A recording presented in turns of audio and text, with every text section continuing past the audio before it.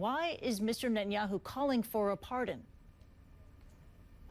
Well, first, it's worth noting that he was one of the last politicians to make a statement here. Many even made statements before the verdict was reached, saying that regardless of what happens, if he's convicted, he should be pardoned immediately. Most of those were right-wing politicians here, but some were not. Some were left-wing politicians. So the calls for a pardon have come from across the political spectrum.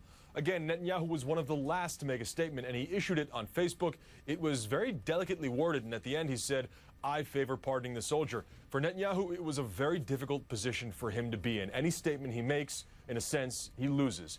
If he backs the soldier, as he did, it looks like he's going against military leadership, who have clearly said no soldier is above Israel's military code of ethics. Whereas if he backs the military leadership, it looks like he's going against the soldier, which is supported by many of his voters. In the end, he chose to back the soldier. He asked for a pardon.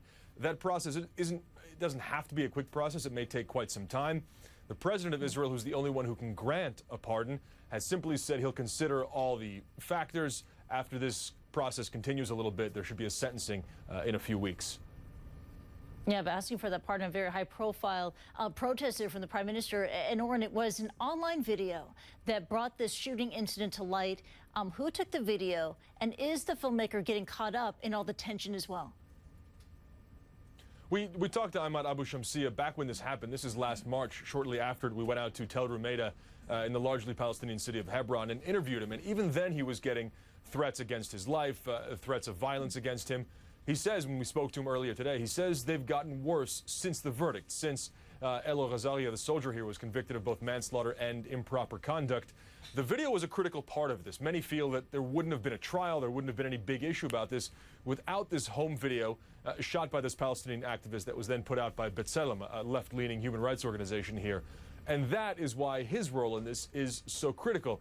He said he's gotten death threats in the past, but he says they've gotten worse in the last 24 hours or so since the verdict came down. Yeah, so there's a lot of anger being directed at this activist filmmaker, of course, at this verdict as well. Angry protests across Israel, and yet praise from human rights groups. What are they saying about the court's decision? Well, human rights groups have long criticized the Israeli military. They say the military has not held its own soldiers accountable for violence against Palestinians. Many of them praise the verdict, saying this is a step in the right direction, but also saying this is the exception to the rule. Their criticism stands, they say, because it's still the Israeli military has only held this one soldier. Again, the exception to the rule instead of what the military does regularly. So the praise did come for the guilty verdict here.